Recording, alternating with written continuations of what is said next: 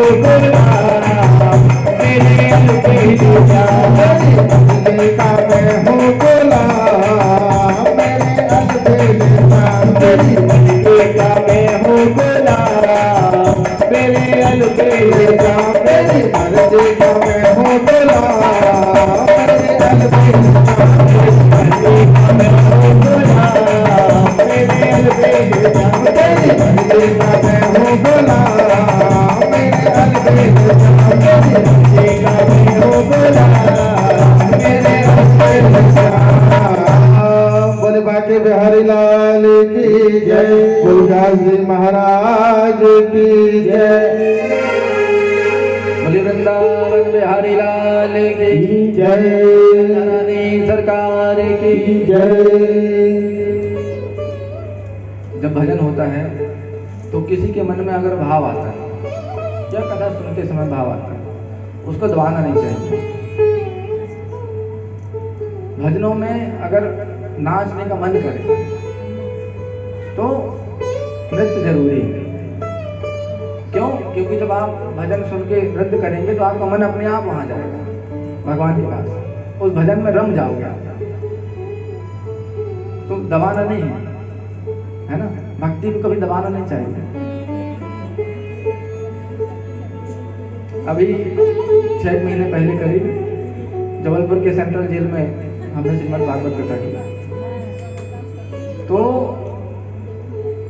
जहाँ बंदी रहते हैं, बैरक बोलते हैं उसको, वहाँ पर कथा सुनने के लिए मतलब करीब 30 बाई 200 होगा, इतना बड़ा एक बैरक था, कोठरी उनकी जहाँ वो रहते हैं, उसमें तैयारी हुई तो उसमें भागवत कथा हुई।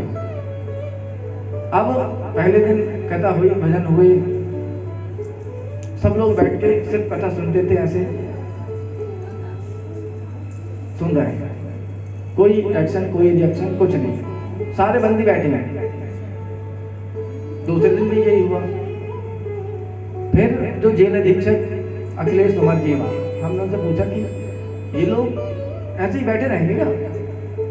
तो बोले कि वो थोड़ा डरते हैं कि अगर हमने नाच लिया या अगर हम लाइन से बाहर हो गए, थोड़ा बाहर निकले तो सजा मिलेगी या पिटाई होगी या जो भी होता है दंड वहां का। तो हमने कहा ठीक है। दूसरे दिन जब हम गए, तीसरे दिन, तो उस जो एक बैरक थी जहाँ पर भागवत कथा हो रही थी, जैसे ये छत है इतना, उसको हमने कहा कि ये सिर्फ पंडाल है, समझ लो आप, जहाँ कथा हो रही है। यहाँ कोई ना कैदी है और ना कोई प्रहरी है, ना कोई जेलर है और ना कोई नंबरदार भी होते हैं वहाँ पे।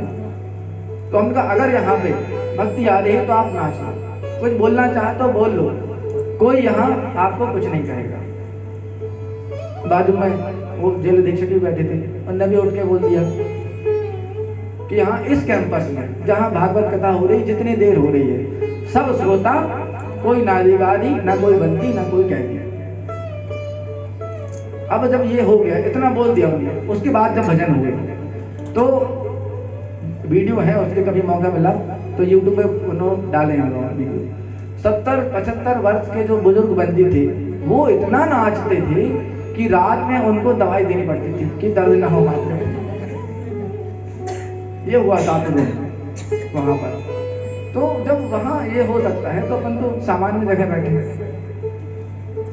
तो भक्ति को दबाना नहीं चाहिए, बिल्कुल जैसे ही आए। किसी भी क्षण, देखो जरूरी नहीं है, भगवान जब सबके हृदय में बैठे हैं तो किसी भी क्षण वो प्रकट हो सकते हैं। मतलब गुरु अगर आपके पास है और आप भक्ति पे गए तो किसी भी क्षण भगवान इसलिए बैठे रहते हैं, नोट करते हैं कि पता नहीं किस क्षण इसकी भक्ति पूर्ण हो जाए और हमको तुरंत आना पड़े। सन्मुख हो जब वहीं जब ही, जैसे ये सन्मुख हो गया और बस, इसलिए हमेशा बैठे रहते हैं और नोट करते हैं कि आप क्या कर रहे हैं, मतलब क्या सोच रहे हैं। भगवान क्या नोट करते हैं? जो हम सोचते हैं, मन में जो हम सोचते हैं वही नोट करते हैं भगवान, क्रिया नहीं नोट करते, ये कर्म नहीं नोट करते। अगर आप भागवत कथा सुनने यहाँ बैठे हैं और आपके दिमाग में कुछ और चल रहा है तो भगवान वो नोट करेंगे, ये नोट नहीं करेंगे कि आप यहाँ बैठ के कथा सुन रहे हैं, है ना। तो मन में जो हम सोचते हैं उसी से पाप और पुण्य लगता है। बाकी इंद्रियों से करने का, क्योंकि इंद्रियां मन के बिना, लेकिन मन इंद्रियों के बिना जा सकता है। एक बहुत अच्छा प्रसंग हम बताएंगे आपको। जब आपको स्वप्न आता है तो शरीर तो आपका पड़ा है बिस्तर में, है ना, लेकिन आप स्वप्न देख रहे हैं तो मन जाता है, मन गया यहाँ यहाँ यहाँ यहाँ देखा, और मन के बिना आप इंद्रियों के साथ कुछ नहीं हो सकता। इसलिए मन के बारे में कल थोड़ा विस्तार से बताएंगे, कथा को आगे बढ़ाते हैं। बोली वृंदावन बिहारी लाल की जय। भागवत कथा का प्रादुर्भाव कैसे हुआ? श्रीमद् भागवत जो ग्रंथ है, ये महापुराण है, ये कैसे आया, इसके बारे में सूत जी बताते हैं। द्वापरे समनो प्राप्ते तृतीये युग पर्यये जातः पराशराद्य योगी वासव्यां कलिया हरे। द्वापर युग में महर्षि पाराशर और वसु की कन्या सत्यवती के घर भगवान के 17वें कलावतार वेदव्यास जी का प्रादुर्भाव हुआ। वेदव्यास जी ने जन्म लिया। बोलिए वेदव्यास भगवान के जय। भगवान के 17वें कलावतार थे। वेदव्यास जी का जन्म क्यों हुआ था? क्योंकि जो पहले एक वेद था, ना पुराण थे, ना उपनिषद थे, ना गीता, कुछ नहीं था। तो जब एक वेद था और उस एक वेद को, वेद मंत्र को कोई पढ़ नहीं पाता था। जब मंत्र ही नहीं पढ़ पाओगे तो उसका लाभ कहां से दोगे आप? तो भगवान ने कहा कि वेदों का पृथक्करण करो, मतलब वेद का पृथक्करण करके बहुत सारे वेद लिखो, पुराण लिखो, जिससे लोगों का भला हो सके, जीवों का भला हो सके। तो वेद व्यास जी का जन्म हुआ। तो वेद व्यास जी ने क्या किया, एक वेद का पृथक्करण किया, उस एक वेद से 4 वेद बना दिए और 4 वेद के साथ साथ 18 पुराण लिख दिए। उसमें से एक भागवत पहले सूक्ष्म में लिखी थी, तो उनको गिना 17 माना जाता है उस समय तक। तो मान लो कि अभी उन्होंने भागवत कथा नहीं लिखी। वेदों का पृथक्करण किया, 4 वेद लिख दिए, पुराण लिख दिए, अष्टादश पुराण नाम 18 पुराण होते हैं, तो 17 लिख दिए समझ लो, भागवत अभी। और उपनिषद लिख दिए।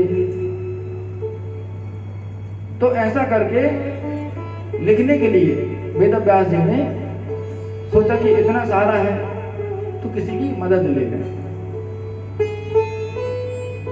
तो वेद व्यास जी ने सोचा कि वेदों का पृथक्करण करने में कौन हमारी सहायता कर सकता है। तो तीनों लोगों में उन्होंने देखा कि कोई ऐसा बुद्धिमान मिल जाए जो हमारी सहायता करे। तो ढूंढते ढूंढते ढूंढते वेद व्यास जी गणेश जी के पास पहुंच गए। रिद्धि सिद्धि बुद्धि के दाता सब कुछ उनके पास। गणेश जी से कहा कि गणेश जी महाराज, वेदों का पृथक्करण करने में, पुराणों को लिखने में आपकी हमको मदद चाहिए। गणेश जी ने कहा कि ठीक है, मदद कर देंगे, लेकिन हमारी एक शर्त है। गणेश जी ने एक शर्त रख दी वेद व्यास जी के सामने। उन्होंने कहा कि एक काम करेंगे, आप जितना बोलोगे हम लिख देंगे, लेकिन हमारी शर्त ये है कि हम एक बार लिखने के लिए बैठेंगे और आप बोलते रहेंगे, बोलते रहेंगे, बोलते रहेंगे। जहां आपने बोलना बंद किया, जहां आप रुके या जहां आप अटके कुछ बोलने में, तो हम उठ के चले जाएंगे, फिर आप हमको बुलाएंगे नहीं। अब वेद व्यास जी, क्योंकि वेद व्यास जी मनुष्य अवतार में थे और गणेश जी दिव्य देहधारी भगवान ही, तो गणेश जी को तो ना भूख लगनी, ना प्यास लगनी, ना कुछ करना है, लेकिन वेद व्यास जी को संध्या वंदन भी करना है, स्नान भी करना है, भोजन भी करना है। उन्होंने सोचा ये बड़ी समस्या है, क्योंकि एक दिन में तो ये वेदों का पृथक्करण होगा नहीं, अब क्या करें। तो वेद व्यास जी ने थोड़ा सा सोचा मन में और बोला कि ठीक है, हम आपकी ये शर्त मान जाते हैं, लेकिन हमारी भी एक छोटी सी विनती है, प्रार्थना है, हमारी भी एक छोटी सी शर्त है।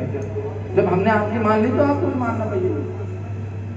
तो वेद व्यास जी ने गणेश जी के सामने एक शर्त रखी कि ठीक है, हम बोलेंगे और आप लिखना, कंटिन्यू बोलेंगे, कंटिन्यू आप लिखते रहेंगे, लेकिन शर्त यह है कि हम सिर्फ संस्कृत में श्लोक बोलेंगे और आप श्लोक लिखने के साथ साथ उसका अर्थ भी स्वयं अर्थ लगा के अर्थ भी लिखोगे।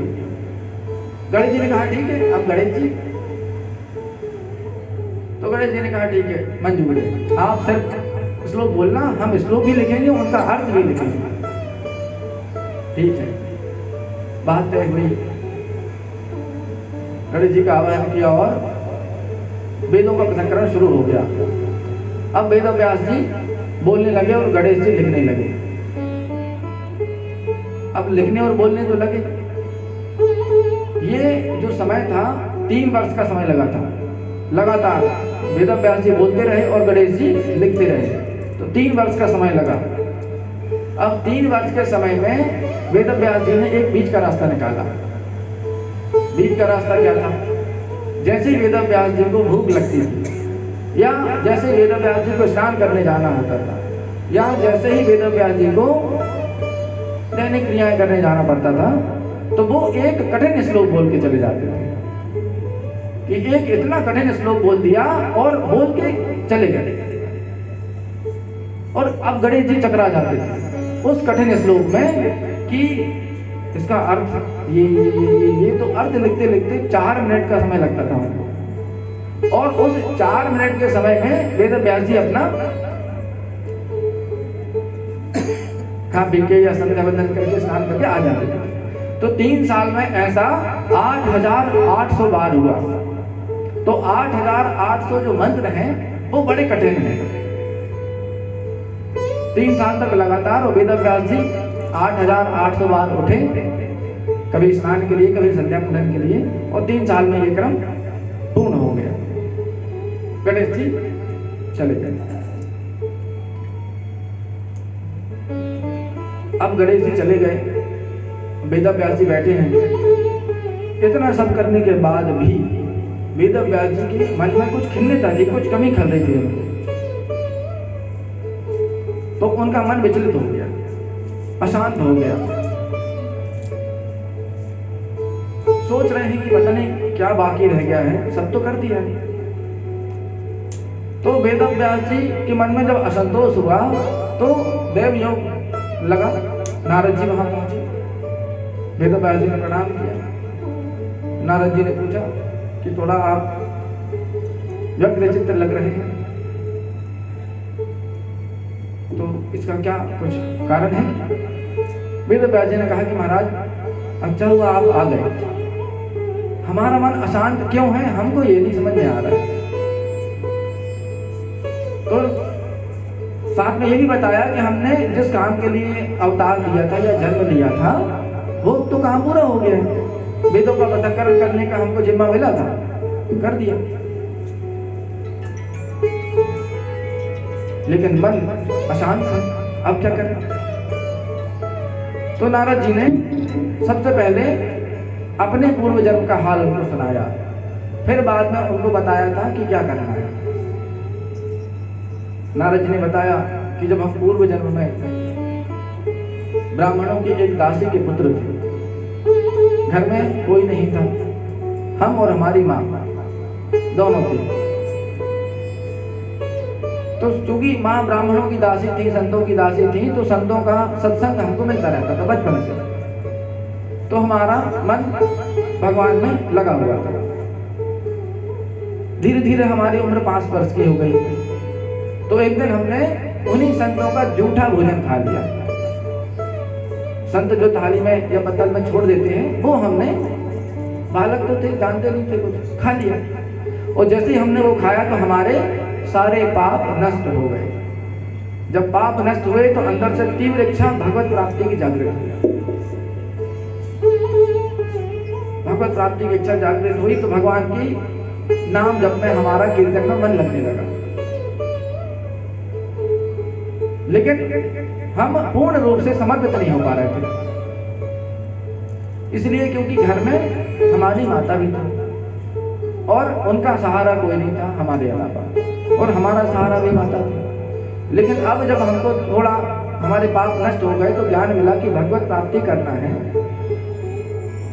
तो हमने सोचा कि जब तक हमारी माता है तो हम पूर्ण रूप से भगवान की भक्ति नहीं कर पाएंगे। मन लगा रहा तो भगवान ने क्या किया, एक रास्ता बना दिया कि एक दिन जब हमारी माता दूध दोहने के लिए गौशाला जा रही थी तो रास्ते में उनको सर्प ने काट दिया और माता की मृत्यु हो गई, सद्गति प्राप्त हुई उनको। हमने सुना तो गए, उनका पूरा क्रियाकर्म किया और सीधे भगवान की प्राप्ति के लिए उत्तर दिशा की ओर बढ़ गए। अब उम्र थी 5 वर्ष नारद जी की।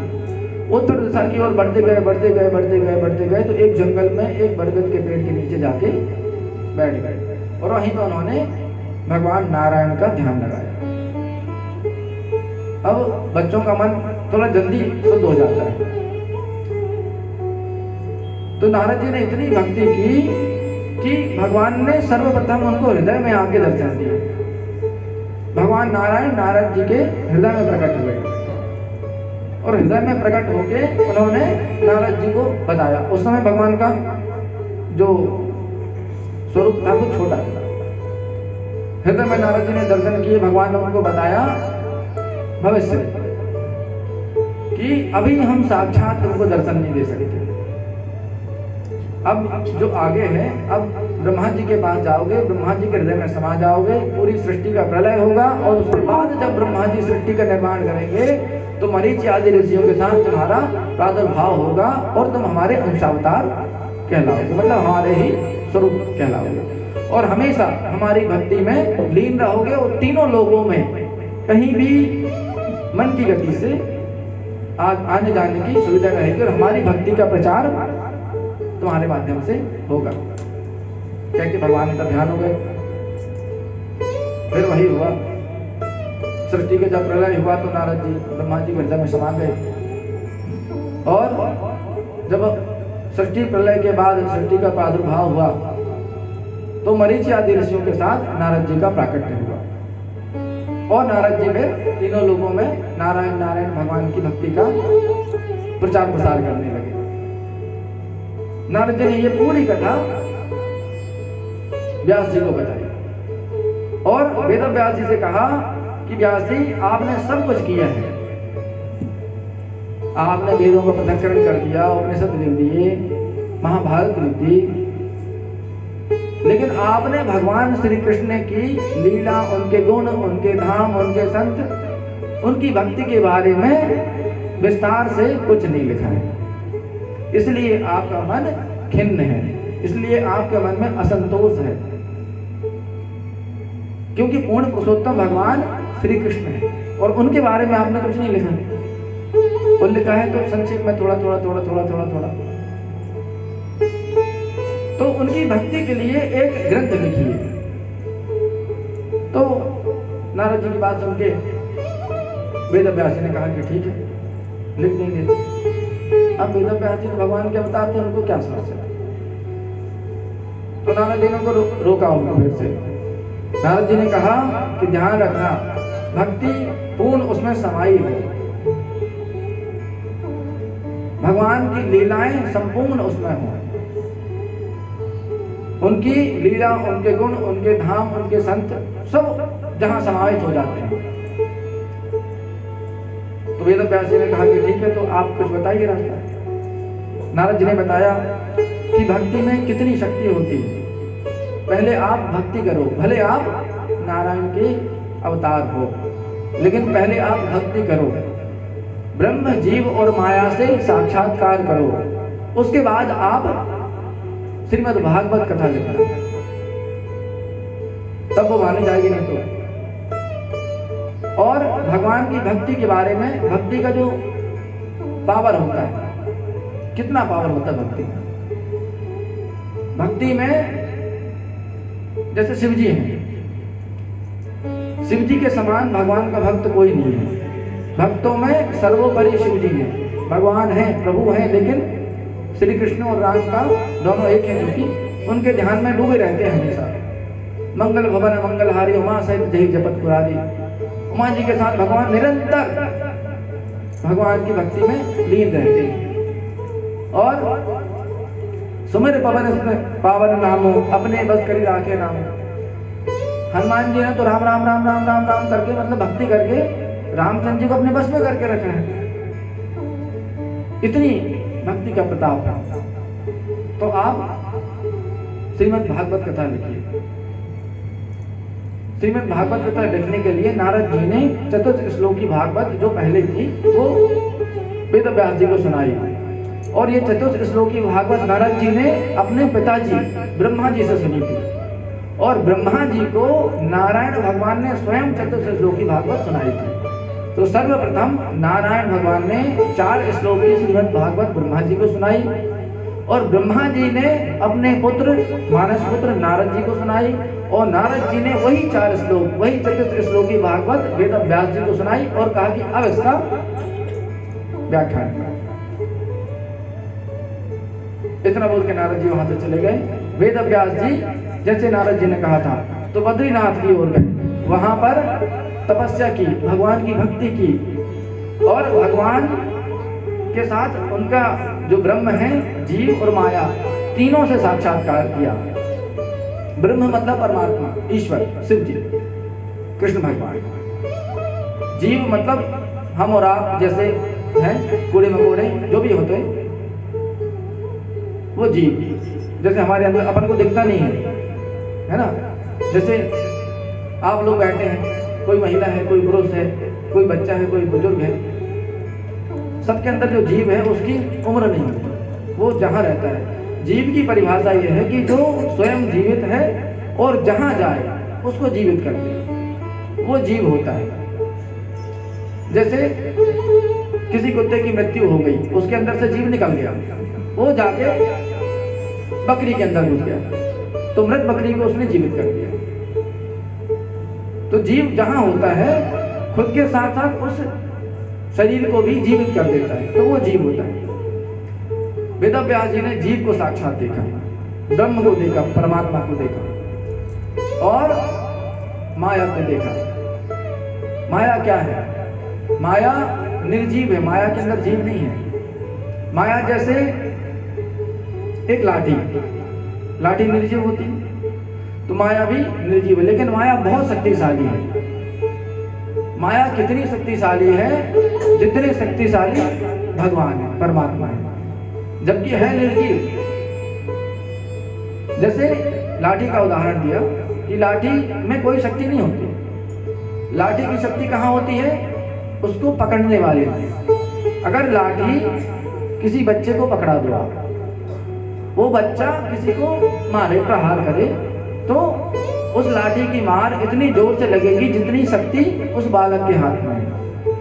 वही लाठी आप बालक से लेके किसी जवान को दे दो और उससे बोलो कि उसी को मारे, तो उस लाठी का प्रहार कई गुना ज्यादा हो जाएगा।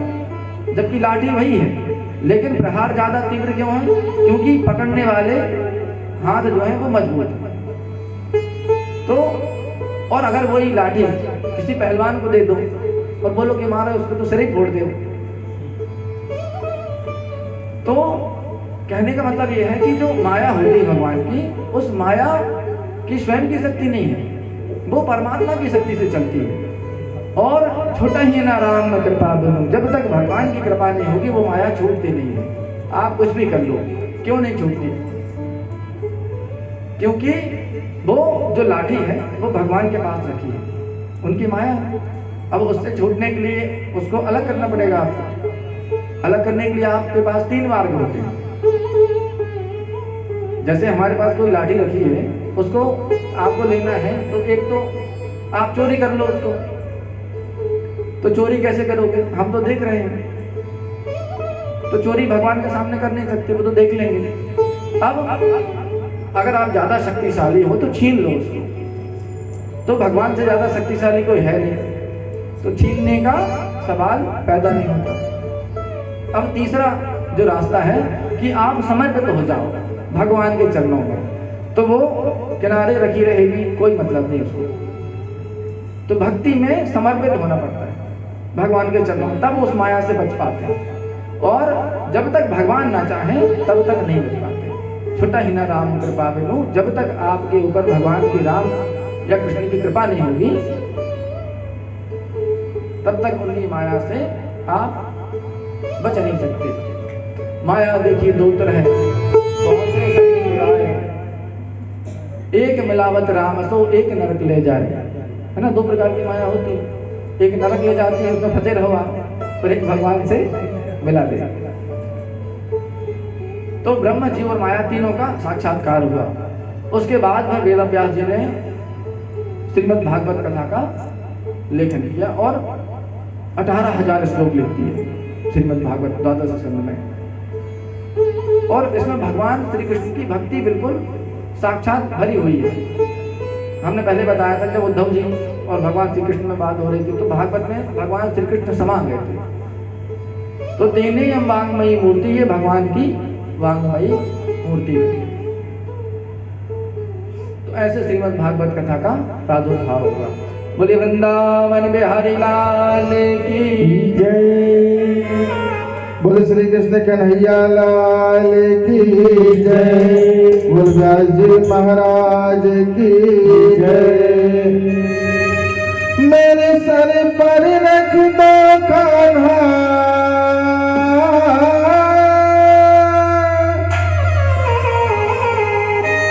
मेरे सर पर रख दो कान्हा अपने ये दोनों हाथ,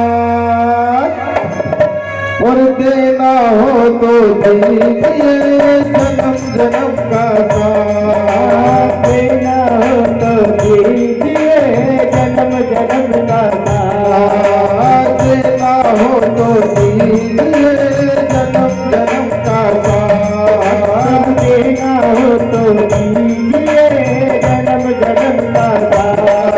मेरे सर पर रख दो कान्हा, मेरे सर पर रख दो कान्हा अपने ये दोनों हाथ, और देना हो तो दीजिए जन्म जन्म का साथ, देना हो तो दीजिए जन्म जन्म का साथ।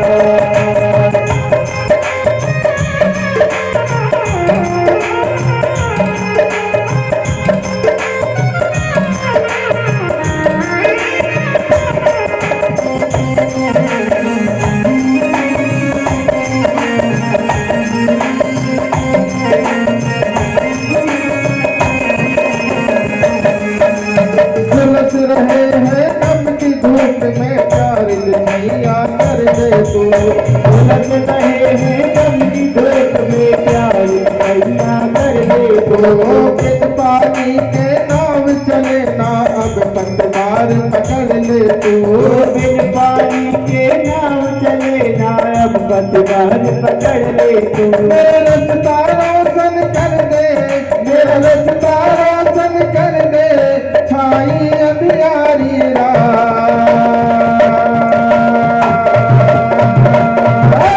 देना हो तो दीजिए जन्म जन्म का साथ, तेरा हो तो दीजिए जन्म जन्म का साथ, देना हो तो दीजिए जन्म जन्म का साथ, तेरा हो तो दीजिए जन्म जन्म का साथ।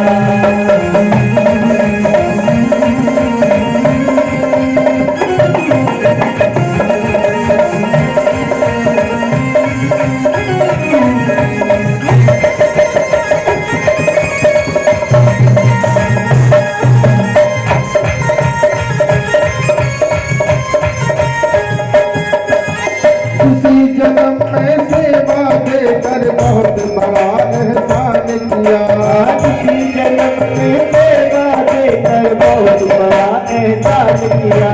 तू सर में सर है कान्हा हमने तुम्हें पहचान लिया, तू सर है कान्हा हमने तुझे पहचान लिया। हम साथ रहे जन्मों तक, हम साथ रहे जन्मों तक, बस इतनी रख लो बात, और देना हो तो दीजिए जन्म जन्म का साथ, देना हो तो दीजिए जन्म जन्म का साथ, देना हो तो दीजिए जन्म जन्म का साथ, देना हो तो दीजिए जन्म जन्म का साथ।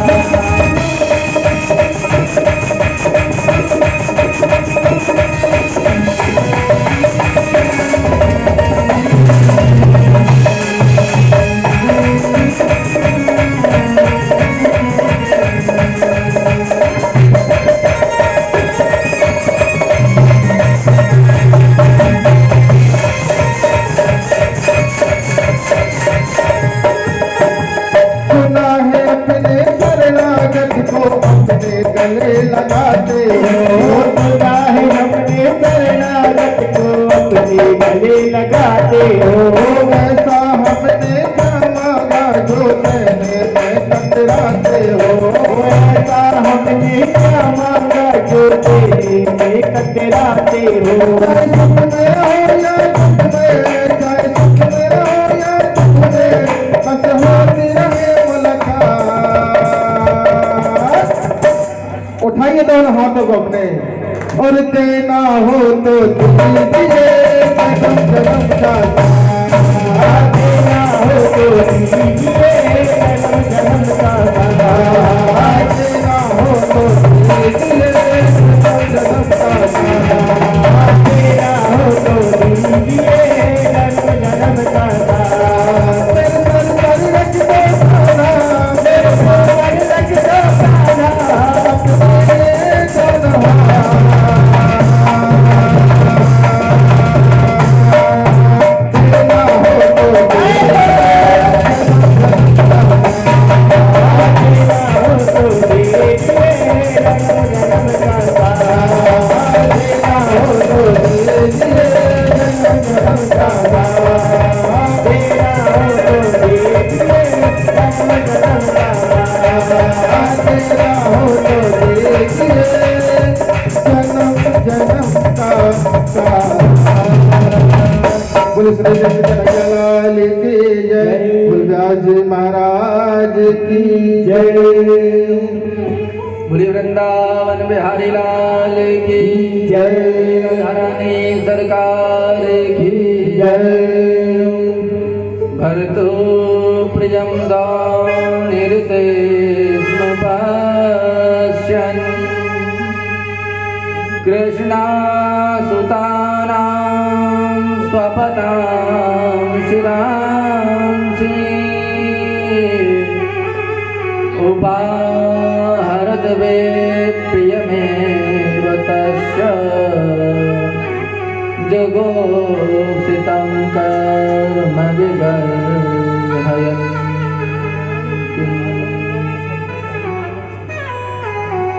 ये बात उस समय की है जब महाभारत का युद्ध समाप्त हो चुका था।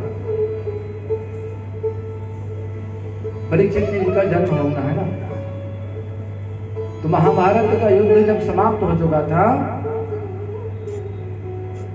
भगवान कृष्ण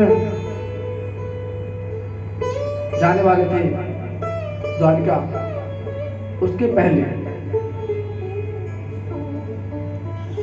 रात्रि के समय द्रोणाचार्य जी के पुत्र अश्वत्थामा ने पांडव पुत्रों की 5 पांडवों के 5 पुत्र थे, उनकी हत्या की, उनके सिर काटे और दुर्योधन के पास लेके चला गया।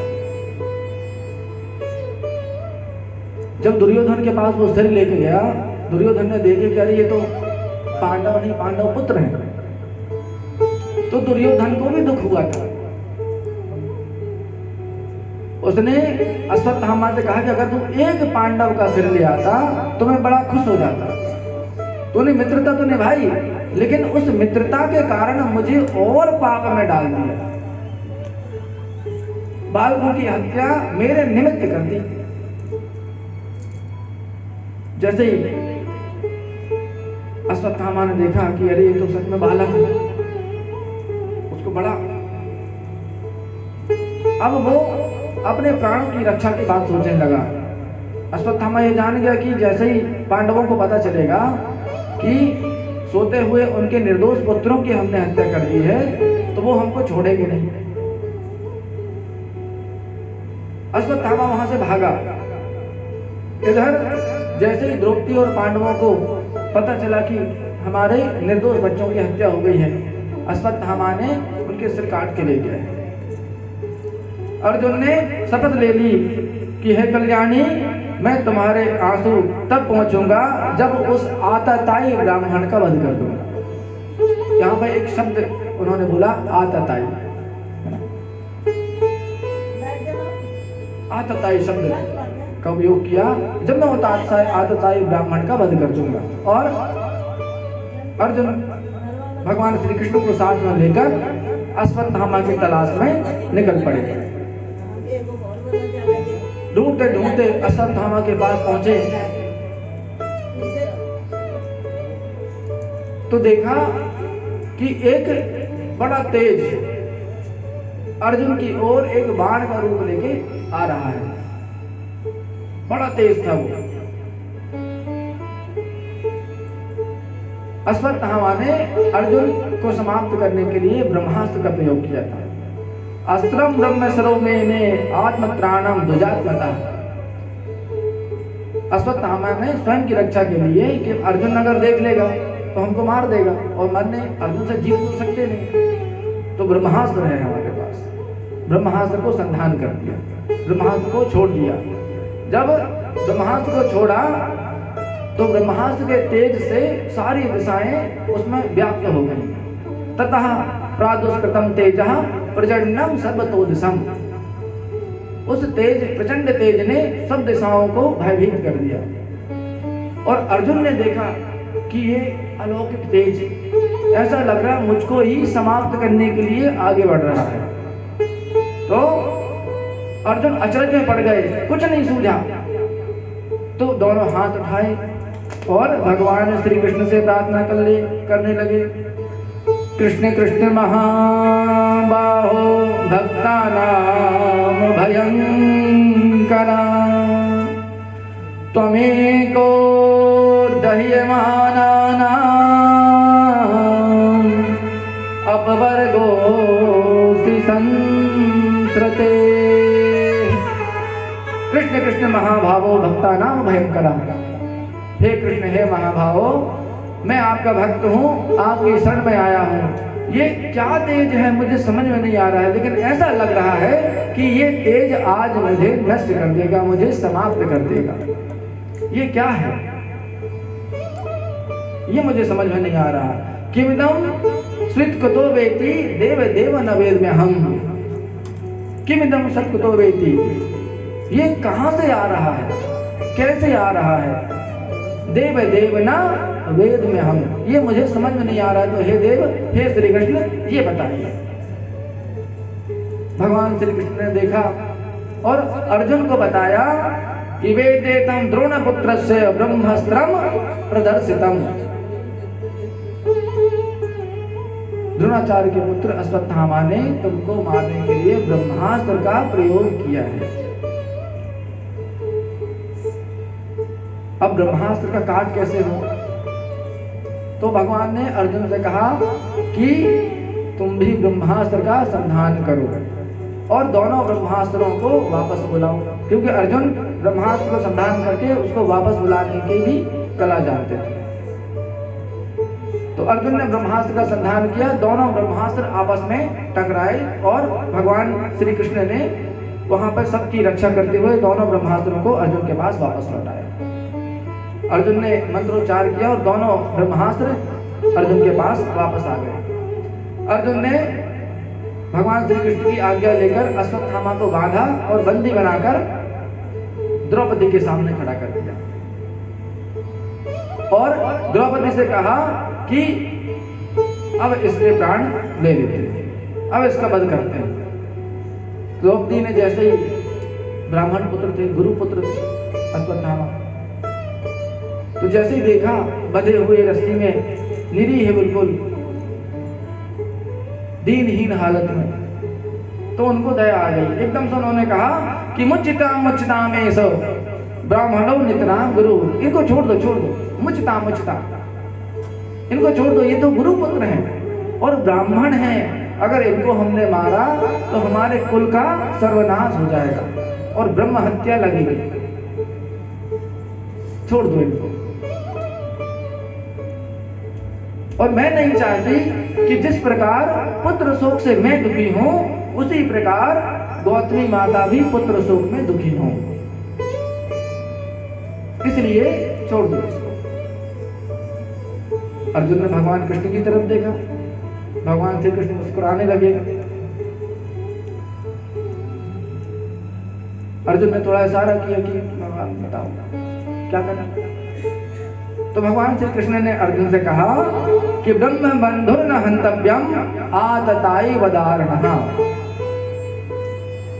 ब्राह्मण का कितना भी कुकर्म हो, कितना भी पापी हो, लेकिन शरीर से उसका वध नहीं किया जा सकता और आतताई को कभी छोड़ा नहीं जाता। अर्जुन ने भी आतताई के लिए शपथ ली थी, इसके पहले एक बार शब्द आतताई आया था।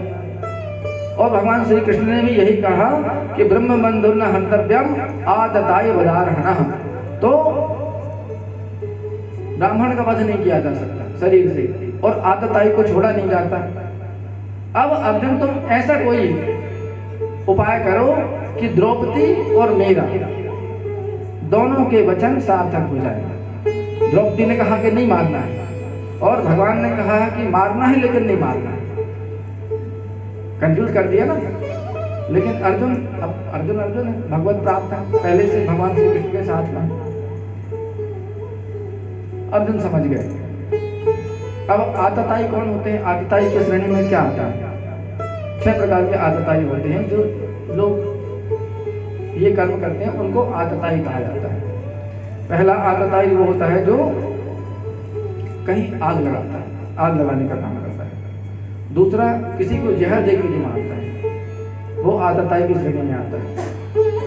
और जो बुरी नियत से शस्त्र धारण करके कहीं विचरण करता है कि कोई भी मिले और मार दो।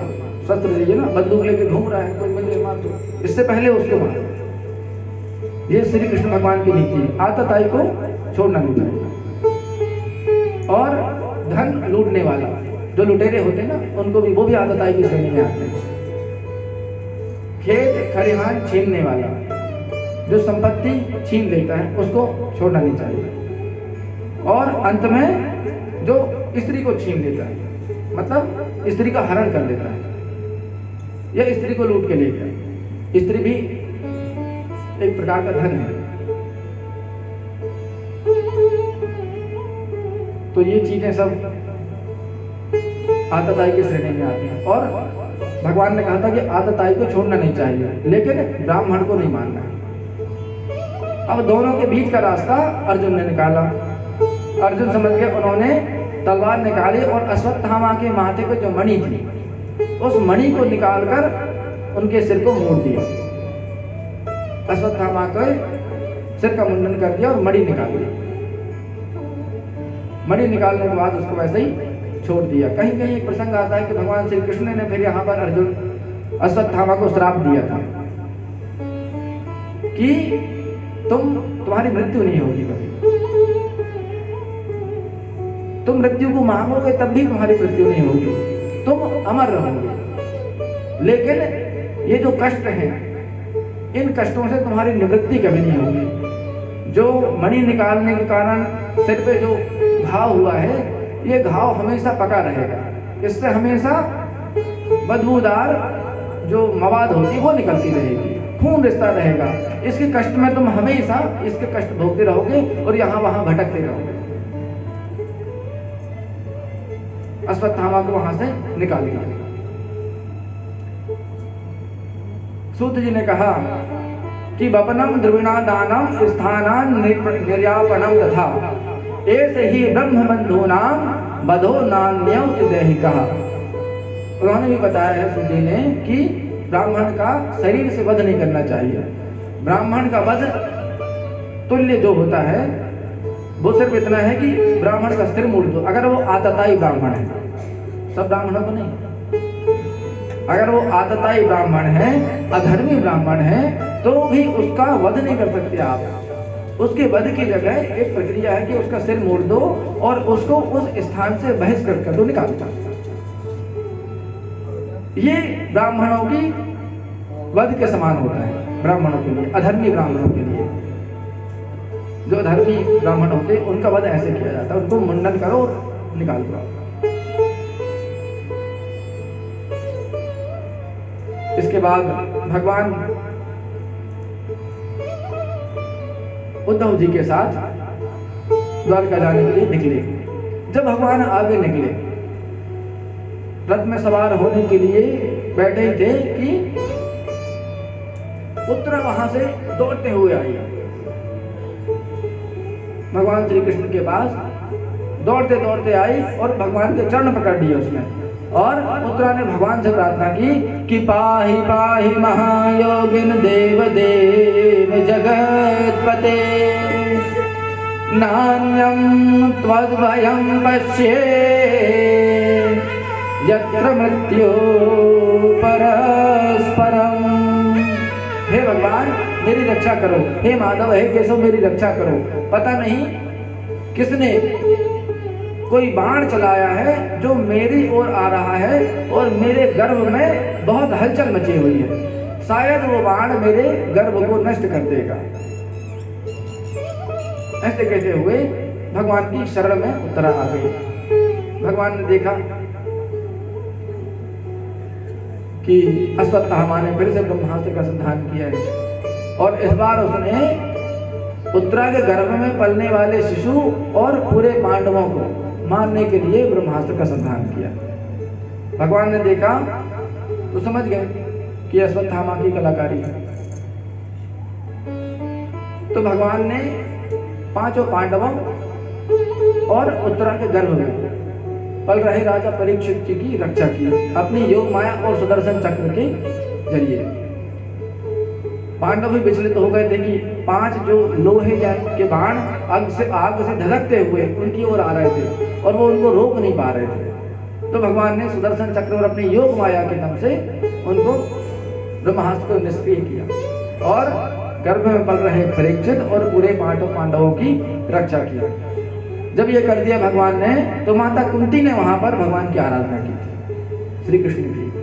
कुंती ने हाथ जोड़े पांडवों के साथ और भगवान श्री कृष्ण से प्रार्थना की कि कृष्णाय वासुदेवाय देवकी नंदनाय च नंद गोप कुमाराय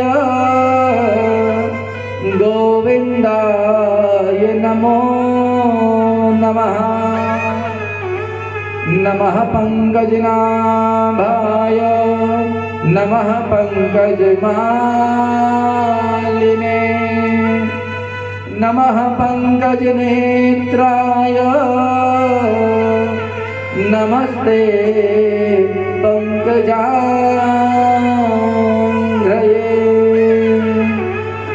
भगवान से प्रार्थना की।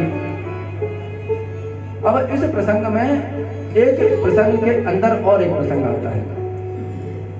जब राजा परीक्षित गर्भ में थे और भगवान रक्षा की थी उनकी, तो उत्तरा के गर्भ में पलते हुए ही उन्होंने भगवान श्री कृष्ण के दर्शन कर लिए थे, भगवान का साक्षात्कार कर लिया था। कैसे? जब ब्रह्मास्त्र का संधान किया अश्वत्थामा ने, उत्तरा का गर्भ नष्ट होने वाला था, तो भगवान ने स्वयं उत्तरा के गर्भ में प्रवेश किया। भगवान ने जब उत्तरा के गर्भ में प्रवेश किया तो उनका आकार अंगूठे के कोर के बराबर था। इतने छोटे आकार में हाथ में एक गदा जैसा शस्त्र लेकर घूमते हुए गर्भ में प्रवेश किया और गर्भ के चक्कर लगा रहे, जिससे ब्रह्मास्त्र का तेज उस गर्भ को नष्ट न कर पाए। गर्भ में पल रहे शिशु परीक्षित ने ये देख लिया था। जब परीक्षित ने देखा, अंगुष्ठ मात्र मवलम स्फुरत मौलिनम, अंगुली मात्र मतलब एक अंगूठे के पोर के बराबर स्वरूप वाला, अपोच दर्शनम श्यामम तड़ी द्वास समुच्यतु। तो उन्होंने देखा कि एक अंगूठे के बराबर कोई दिव्य देहधारी आया है, जो गदा जैसा कोई शस्त्र लिए है और हमारे चारों ओर घूम रहा है। श्रीमद दीर्घ चतुर्बाहुम तप्त कांचन कुंडलम दक्ष जातम तदा पाणिम आत्मनः सर्वतो दिशम। चतुर्भुज स्वरूप में है और चारों दिशाओं में उनका तेज फैला हुआ है। तो भगवान के दर्शन वहां पर कर लिए थे गर्भ में ही। तो गर्भ में ही वो भगवत प्राप्त हो गए थे। बाहर आके कुछ कर्म करने या भक्ति करने की आवश्यकता नहीं थी, क्योंकि गर्भ में ही भगवत प्राप्ति हो गई। तो भगवत प्राप्त महापुरुष के स्वरूप में राजा परीक्षित ने फिर उत्तरा के गर्भ से जन्म लिया। फिर उनका अभिमन्यु की स्त्री उत्तरा के गर्भ से जब उन्होंने जन्म लिया, बोले श्री राधा कृष्ण भगवान की जय। तो अभिमन्यु की इस पत्नी उत्तरा के पुत्र राजा परीक्षित कहलाए और परीक्षित जी का विवाह हुआ। उत्तर की जो पुत्र थी इरावती, उनके साथ इरावती के साथ भगवान उनका विवाह हुआ और विवाह के बाद उनके 4 पुत्र हुए। उस समय कलयुग का अंत और कलयुग का प्रारंभ और द्वापर युग का अंत हो रहा था। युग संधि का समय था वो। जब एक युग का अंत होता है और दूसरे की शुरुआत होती है तो युग संधि उसको कहलाता है। तो युग संधि का समय आया। जब युग संधि का समय आया तो पांडवों को ये पता चल गया कि अब भगवान श्री कृष्ण भी चले गए हैं और युधिष्ठिर जी ने देखा कि अब पाप का आगमन होगा, तो जहां पाप होगा वहां धर्म नहीं रह सकता। तो युधिष्ठिर जी धर्मराज थे, उन्होंने परीक्षित जी का राज तिलक किया, उनको राजपाट सौंपा और पांचों पांडव द्रौपदी के साथ स्वर्ग की यात्रा की थी उन्होंने। तो स्वर्ग की यात्रा जब उन्होंने की तो सबसे पहले द्रौपदी ने शरीर त्यागा, फिर अर्जुन, नकुल और सहदेव ने शरीर त्यागा, फिर अर्जुन, फिर भीम। अब सिर्फ युधिष्ठिर जी बचे थे और उनके साथ एक कुत्ता चल रहा था, स्वान। जब स्वर्ग के दरवाजे के पास पहुंच गए वो, तो उनको लगा कि सब तो चलेंगे, ये स्वान कैसे चल रहा है।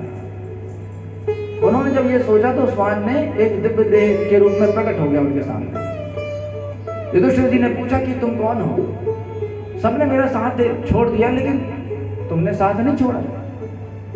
तो उन्होंने बताया कि मैं ही धर्म हूं, हम धर्मोस्मि। और जब युधिष्ठिर जी आप धर्मराज हो, आपने मेरा साथ कभी नहीं छोड़ा, तो मैंने आपका साथ कभी नहीं छोड़ा। तो धर्मराज युधिष्ठिर जी को धर्म सशरीर स्वर्ग के अंदर ले गया। युधिष्ठिर जी सशरीर स्वर्ग में प्रवेश किया था उन्होंने, बाकी सब पांडव नीचे छूट गए थे। इधर पूरी पृथ्वी पर राजा परीक्षित ने अपना राज्य स्थापित कर लिया। अब कलयुग का आगमन हो रहा है। कलयुग हाथ जोड़ के राजा परीक्षित के सामने खड़ा हुआ कि महाराज युग बदल गया है, अब मुझे आना है। अब चूंकि पूरी पृथ्वी पर आपका साम्राज्य है तो आपसे अनुमति लेने के लिए मैं आया हूं और मुझे कुछ स्थान चाहिए, जगह चाहिए रहने के लिए। जैसे ही स्थान मांगा तो पहले तो मार के भगा दिया, डांट के।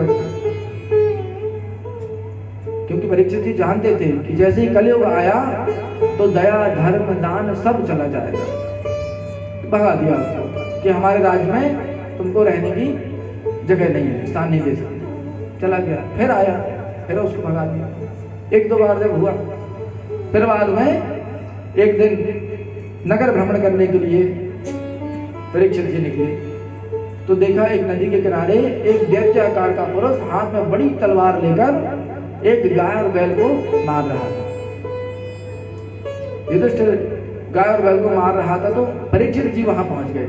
दूर से ही उन्होंने उसको ललकारा कि मेरे राज्य में मूक पशुओं के ऊपर, निर्दोष जीवों के ऊपर तू अत्याचार कर रहा है, आज तो तेरा अंत हम कर देंगे। जैसे ही तलवार निकाली, कलयुग तलवार छोड़ के अपनी शरणागत हो गया।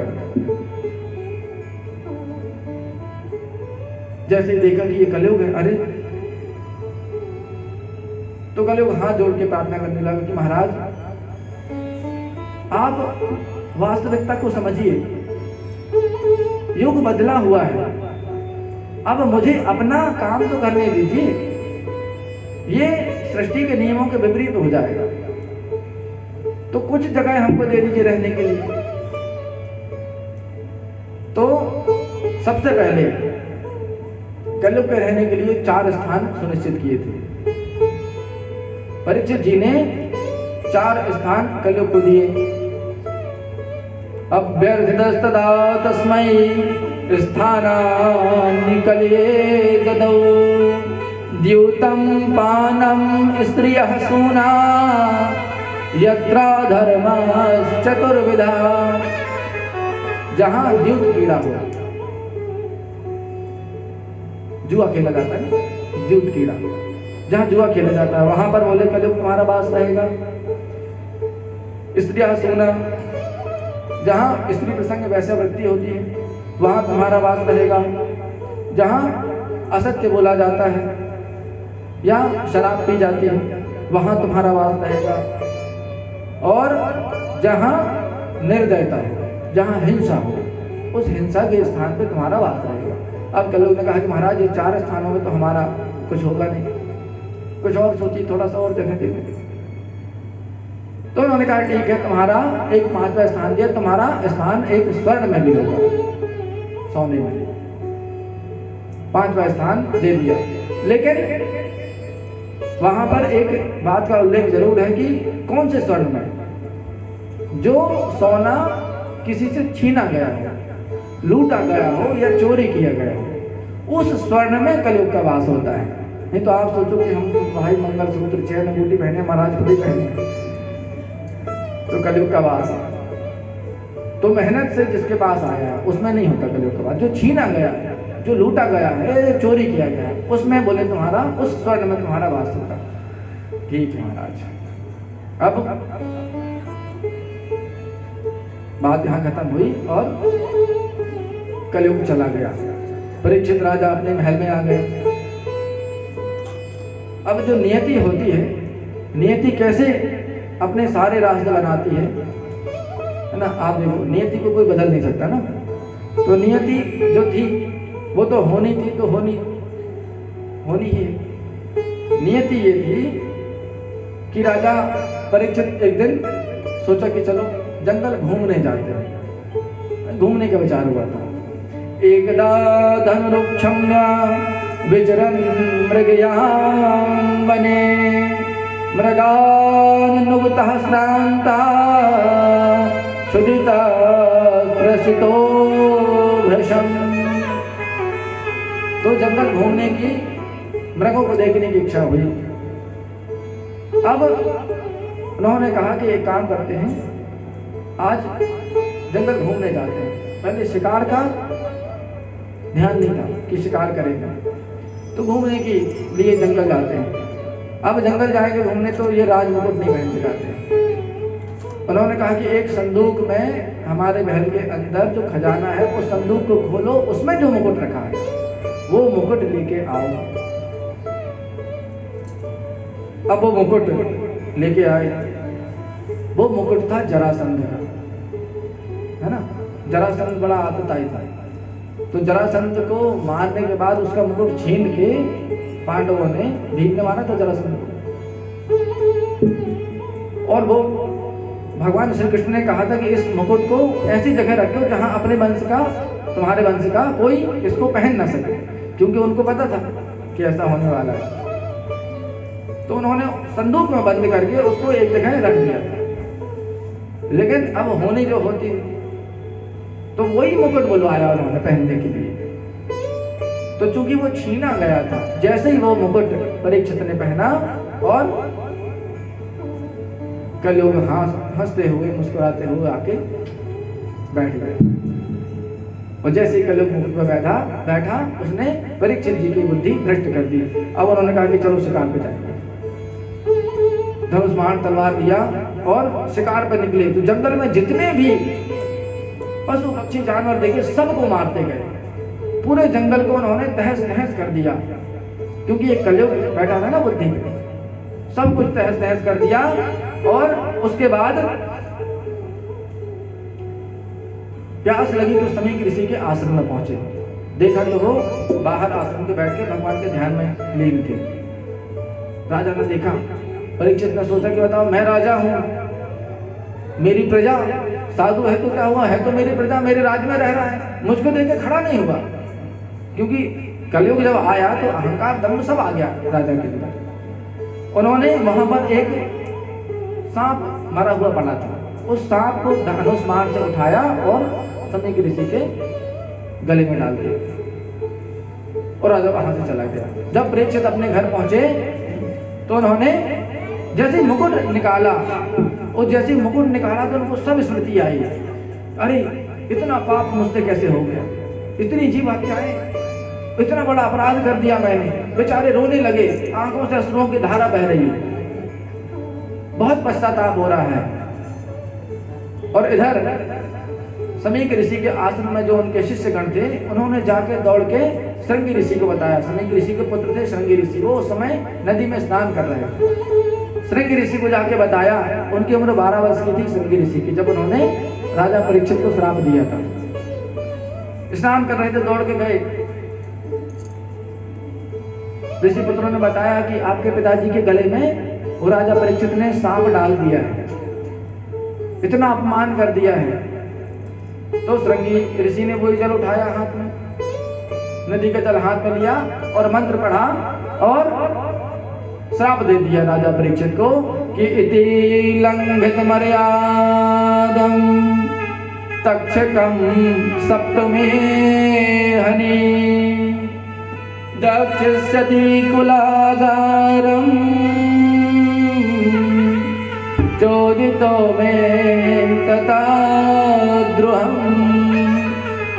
इति लंघित मर्यादम तक्षकम सप्तमे हनि। राजा परीक्षित, तुमने मर्यादा का उल्लंघन किया है, इसलिए इसका दंड तुमको मिलेगा। और वही नाग जो तुमने हमारे पिताजी के गले में डाला है, वही तक्षकम सप्तमे हनि, वही आज से ठीक 7वें दिन तक्षक के रूप में तुमको काटेगा, तुमको डसेगा और उससे तुम्हारी मृत्यु निश्चित होगी। तीनों लोगों में कोई नहीं है जो इससे तुमको बचा सके। श्राप दे दिया। अब इस श्राप का पता जैसे ही राजा परीक्षित को लगा कि श्रृंगी ऋषि ने श्राप दे दिया है कि 7वें दिन हमारी मृत्यु होगी। कैसे होगी? तक्षक के काटने से। अब किसी को उसकी मृत्यु के बारे में पता चल जाए कि 7 दिन बाद आपको मरना है, तब में घबरा जाएगा, कहेगा ये खा लो, वो पी लो, इससे मिल लो, बेटे से मिल लो, बिटिया की शादी कर दो, 7 दिन के अंदर सब कुछ कर लो, क्योंकि मरना है 7वें दिन। लेकिन परीक्षित जी ने सोचा कि इन 7 दिनों में धन्य है वो श्रृंगी ऋषि कि उन्होंने मुझे 7 दिन का समय दिया है। अगर श्रृंगी ऋषि चाहते तो उसी क्षण बोलते कि आज ही अभी इसी वक्त वही नाग तक्षक बन के तुमको काटेगा और राजा परीक्षित की मृत्यु होगी, तो उसी दिन उसी क्षण उसकी मृत्यु हो जाती। लेकिन ऐसा नहीं किया, 1 सप्ताह का समय दे दिया।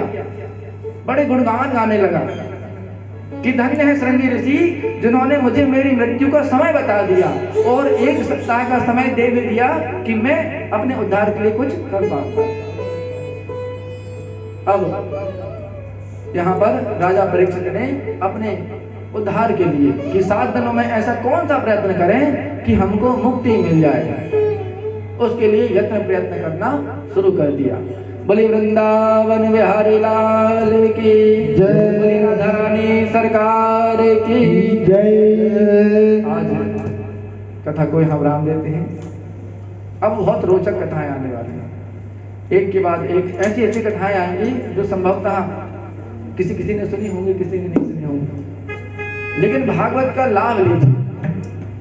जितनी देर आप बैठे हैं, जितनी कथा श्रवण कर रहे हैं, बस श्रवण, कीर्तन और मनन हमारी प्रार्थना है कि आप लोग करते रहें, जिससे हमारा यहाँ आना सफल हो जाए।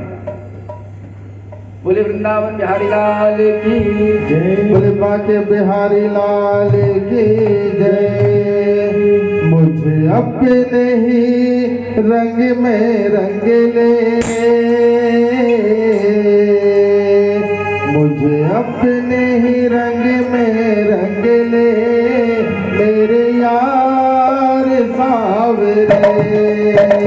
मुझे अपने ही रंग में रंग ले, मेरे यार सावरे। मुझे अपने ही रंग में रंग ले, मेरे यार सावरे। अपने ही रंग में रंग ले, मेरे यार सावरे। मेरे यार सावरे, दिलदार सावरे। अपने ही रंग में रंग ले, मेरे यार सावरे। ऐसा रंग तो रंग दे सवरिया, जो उतरे में जन्म जन्म तक नाम तुम अपना लिख दे कन्हैया, मेरे सारे बदन पर, मेरे सारे बदन पर अपना फना कर देखो मेरे यार सावरे मुझे अपने ही रंग में रंग ले मेरे यार सावरे।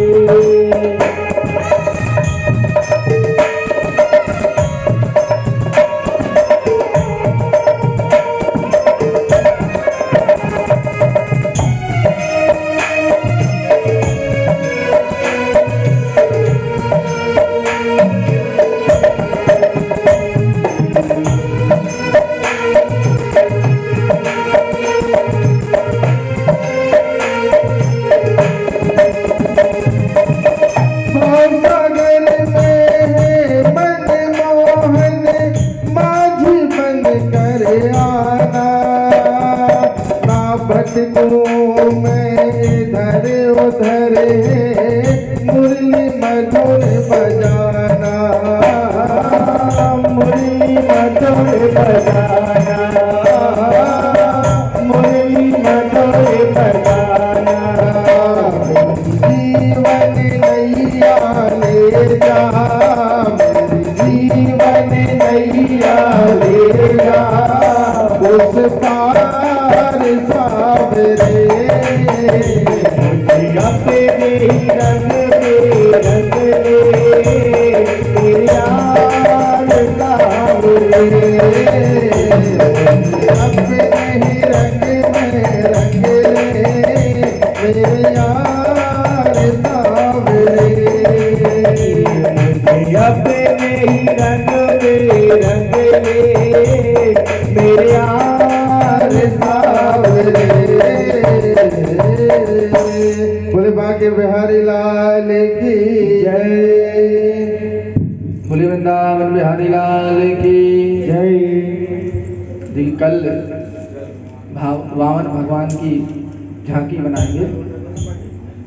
वैसे तो चतुर्थ दिवस होती है, लेकिन चतुर्थ दिवस में बहुत सारी कथाएं, बहुत सारी लीलाएं और भगवान श्री कृष्ण का भी जन्म होता है। इसलिए सूक्ष्म रूप में कथा करके हम कल भगवान की वामन भगवान की झांकी, वामन भगवान कल सबको दर्शन देंगे, है ना। शाम को 6 बजे कथा के समय, समापन के समय भगवान की झांकी आएगी और वामन भगवान बता देते हैं किसी को देना नहीं देना, मतलब हम मांग नहीं रहे हैं ना कुछ बोल रहे हैं, लेकिन वामन भगवान जब आते हैं तो उनके कमंडल में कुछ ना कुछ डालना पड़ता है, कुछ देना चाहिए। तो जो भी श्रद्धा हो वो देना पड़ता है, ये नियम है, इसलिए हमने बता दिया। बोल नहीं रहे कि देना ही है आपको, वो आपकी इच्छा। बोल वृंदावन बिहारी लाल की ओम साज्यं चमर्ति संयुक्तं बहरिना योजितं मया दीपं गृहाण देवीश त्रैलोक्यतिमिरापहम् ज्वालामालिन्यै नमः पंचोपचारैः सम्पूजयेत।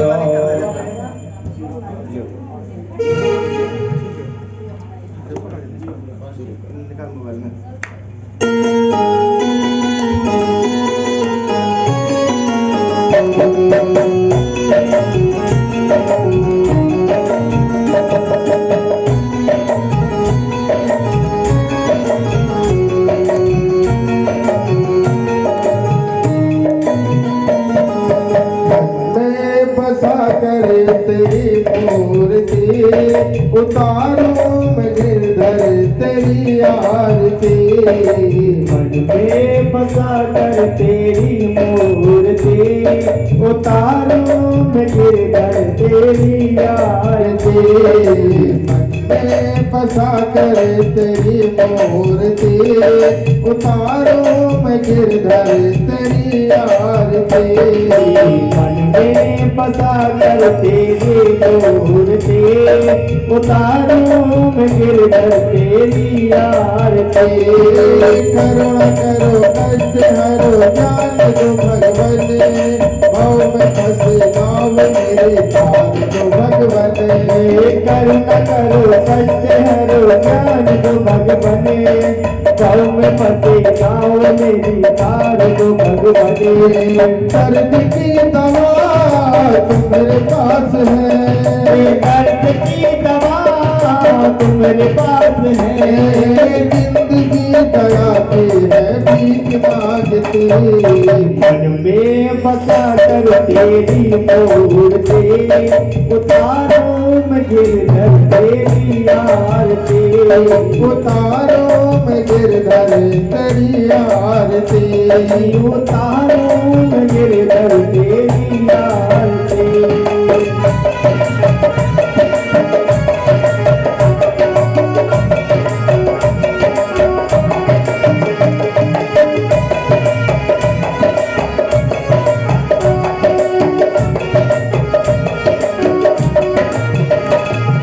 मांगो तुझसे क्या यही सोचो भगवन, जिंदगी जब तेरे नाम कर दी अर्पण।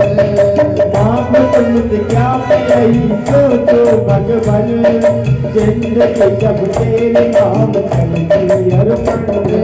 सब कुछ तेरा कुछ नहीं मेरा, सब कुछ तेरा कुछ नहीं मेरा। चिंता है तुझको प्रभु संसार की, मन में बसा कर तेरी मूर्ति उतारो मैं गिरधर तेरी आरती। उतारो मैं गिरधर तेरी आरती। उतारो मैं गिरधर तेरी आरती।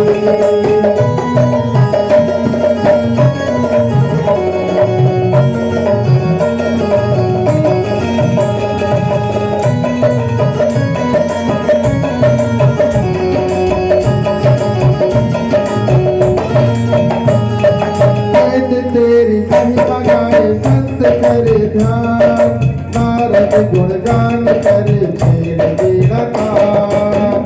तेरी महिमा गाए संत करे ध्यान, नारद गुणगान करे छेड़ तेरा तान। भक्त तेरे द्वार करते हैं पुकार, भक्त तेरे द्वार करते हैं पुकार। दास दास आज तेरी आरती गाए। मन में बसा कर तेरी मूर्ति उतारो मैं गिरधर तेरी आरती। बसा कर तेरी मूर्ति उतारो मैं गिरधर तेरी आरती। मन में बसा कर तेरी मूर्ति उतारो मैं गिरधर तेरी आरती। कर्पूर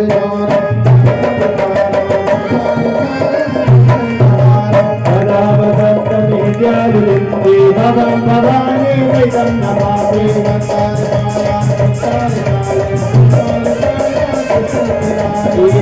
बनाई जग क्या बनाई नमः शिवाय नमः शिवाय। तुम्हें विद्या तुम्हें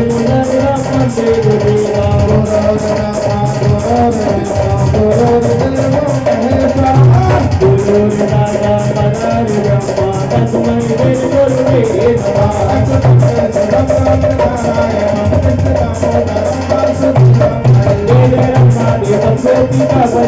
जानकी नायक हरे राम हरे राम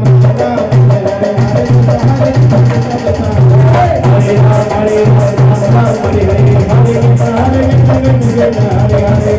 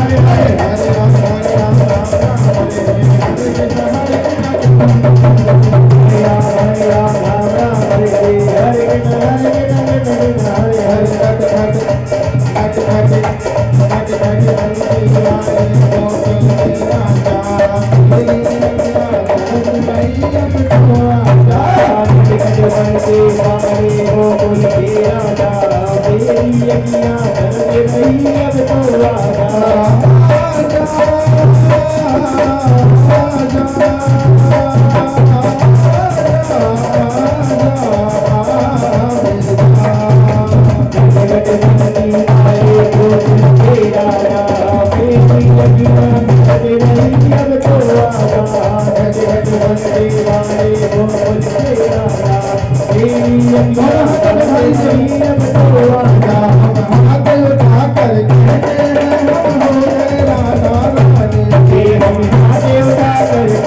हैं हम हो गए राधा रानी के हम हो गए राधा रानी के हम हो गए राधा रानी के हम हो गए रानी के हम हो गए रानी के